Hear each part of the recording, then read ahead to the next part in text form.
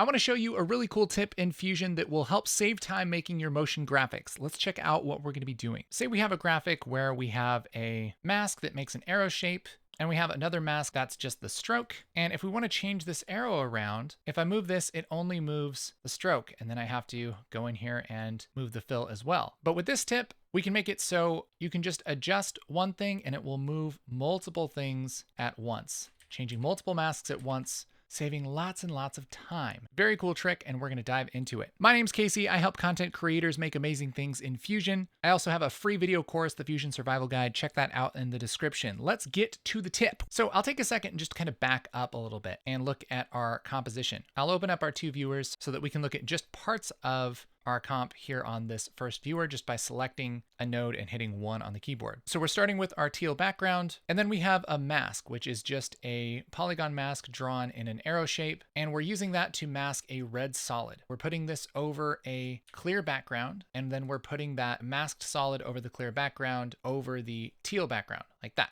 So we essentially have like two layers, the teal background and the red arrow. And on the right is what we end up with. So let's say we want to make a stroke around this arrow. Well, one way that we can make a stroke would be to just change our arrow mask to a stroke. So if we select this mask and go over to the inspector, there are a couple different properties here. I can uncheck solid and I can push up border width, and that's going to just give us kind of the outline of this mask, which is very cool if you want to make things like that. You can also keyframe the length and kind of do a draw on sort of thing, change position and kind of move that around. So you can imagine the coolness that can happen there. But we can also use this to make a stroke over a shape. So a way to do that would be just to reset our border width and turn this solid. And then we can take this arrow mask and hit Control C, double click off of it and hit Control V, and we'll call this stroke mask. Then we'll copy and paste this background and we'll call this stroke color.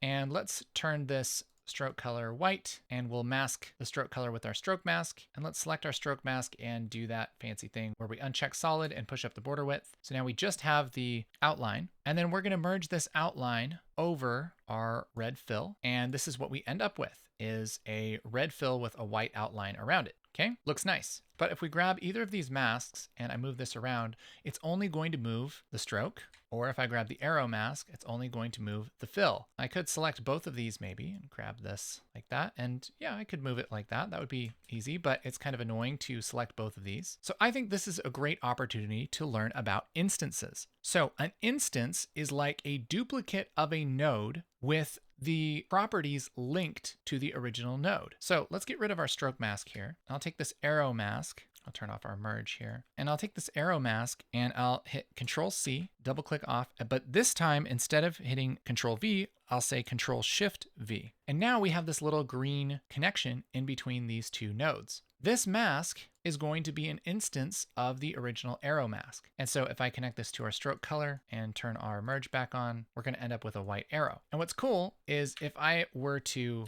change the arrow mask and move that around, that's going to also move our instance mask, and it's going to share all of the same properties as our original mask. So that's cool because you can have something exist in multiple different places and have all of these properties linked. So whatever soft edge is on one mask, it's also the same on the other mask and vice versa. And it highlights these all in green to remind us that these are linked to the original.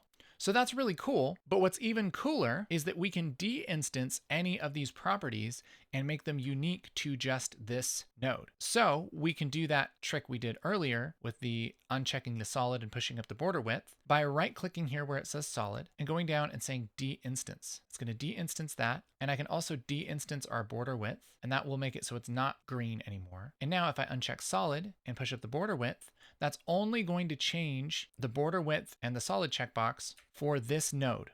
But the rest of these properties are still going to be linked to our original arrow mask. So if I grab a point on the mask and move it around, it's going to move the point both on the arrow mask as well as the instance. So we can kind of choose what properties we want to share and what properties we don't. which is very cool because we can essentially make duplicates of things and have them sort of based on each other, but have them do different things. Maybe I want another stroke kind of on the outside of this. I could do kind of a similar thing where I copy and paste this background and we'll say outer stroke color. We'll merge that behind our arrow and maybe we'll make this kind of a dark red. I can take this same arrow mask, copy and Control-Shift-V to paste another instance and put that into the blue input of our background. And now I can de-instance different things here. I could even de-instance something like size. So de-instance, and I can push that size up, which doesn't really work for what we're trying to do, but just showing that you could de-instance basically anything you want. I could de-instance the center, and I could kind of offset this, or even kind of make a drop shadow sort of thing. I could even de-instance the soft edge and make my own drop shadow. Look at that. Oh, baby. Say what? I don't know why you would need to do that, but you could do that. You could roll your own drop shadow. But one thing we can do is just de-instance our border width like this, and push up that border width to make another border around everything. And so you can really kind of start to stack these things and get some really cool effects. And again, anytime that I grab any of these masks, it's going to move all the masks together because they're instanced. So that saves a ton of time when you want to make something complicated like this, especially if it's something that you might edit later, right? Because now I can adjust this just like it were one big shape, and it's just built with these 3 instanced masks. So if you're diving into Fusion a little more, I think that's going to be really helpful in the future. If you have any questions about instancing and how that all works, why don't you let me know down in the comments, and I'll do my best to respond to that. Hey, and if you are working with Fusion, make sure to check out our Fusion Survival Guide. It's a free video course. It's available now. Gives you my top tips for working in Fusion. It's a lifesaver. And if you watched all the way to here, well, why don't you subscribe? Because I make a lot of videos about working in Fusion. This video, for instance, because it's an instancing video. You get it.